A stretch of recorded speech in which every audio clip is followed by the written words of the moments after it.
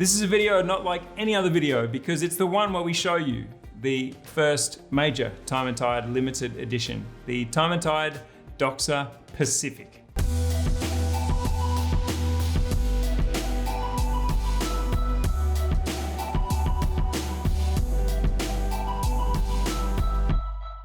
Now the first question you may have is a really good one. Why is it called the Pacific? That's because DOXA, kindly to Australians, have done a watch with a shade of blue that is color matched to our beautiful Pacific Ocean down here in Australia. So yes, there is a blue dial DOXA series called the Caribbean. This is the Pacific. As for our collaboration on this watch, this is one that we have worked together with DOXA from its very conception. Now we do have to talk about this new collection because it is the first to be released from it, the 600T. At this point, I should probably stop this striptease, or start it at least, and reveal the watch. There'll be some beautiful B-roll of the watch so that you don't have to crane your heads at this too long. But here it is, the Time+Tide DOXA Pacific 600T.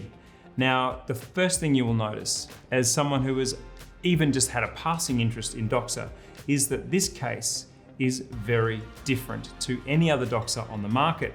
There are two reasons for that. One, the shape. I could wax lyrical about the way this case has come to light. It is absolutely beautiful. It maintains a DNA or a spirit of those cushion cases from the 60s that we all associate with the most iconic DOXAs, the sub 300. However, it adapts this case shape and adds facets and really beautiful, clever, sexy chamfered edges. And there is one particular chamfer that I just can't get enough of, which is the way that it chamfers around on the left side and flares out towards the lug tip. This is a beautiful case. And the second thing about this that is unique is that it is in titanium. This is the only current DOXA model in titanium. It'll be limited to 200 pieces. I'm going to talk more about the specs of this watch, but as you can tell, this is very early for us. It's not even on its proper factory strap because we don't have that strap yet. This is a strap that we've placed it on at Time+Tide headquarters, trying to color match it and choose something appropriate. But there will be imagery of the strap over this as I speak. But at this point in time, it is very fresh because we don't even have that to show you. Okay, so if the tease of showing you the watch is now complete, let's go to the next level. Let's take this relationship to a physical level and put the watch on. Look, you may be able to tell I'm a little breathless about this whole experience because it is Time+Tide's first major limited edition, and I am just somewhat in awe of how it's come together. This is such a beautiful piece of kit. I've had it for the weekend, I've worn it a lot, and there's a lot to say about it. And as much as the specs tell one side of the story, it's really something you have to wear to truly appreciate. So the stats of this watch are that it has 600 meters water resistance.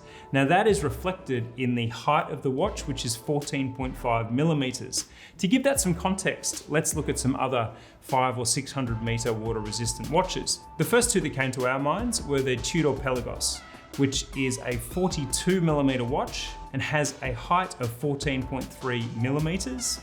A second watch that makes a good comparison is the Omega Planet Ocean, which is 43.5 millimeters in diameter and 16.09 millimeters high. So a little bit wider and bigger in terms of diameter, but a heck of a lot thicker.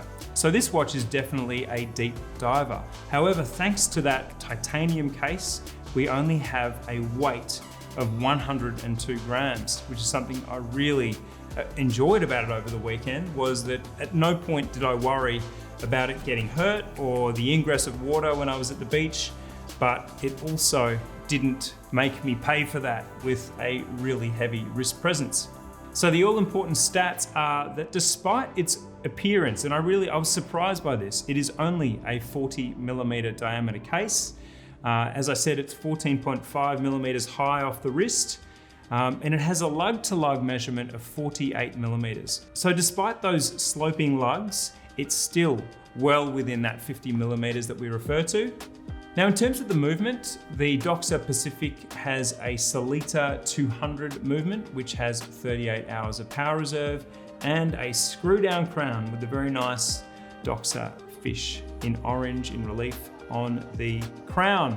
So there you have it, Time+Tide's first major limited edition, the DOXA Pacific. It is a watch that I am, like I said, somewhat breathless to be talking about because I can't believe it's happened. And after a weekend with it, I don't want to take this thing off. It has those alpha robust qualities that are so comforting for a watch that you wear all over the place, but it also is light enough to be just really comfortable on the wrist. Obviously, the factory bracelet is integrated into the case and has a deployant clasp, so it's going to appear quite different to the way this is wearing, but we'll be throwing to that B-roll all through this video, so you're getting to see it. So for pricing and availability of this watch, see the description below. This is so fresh and so early in the game, we don't even have it.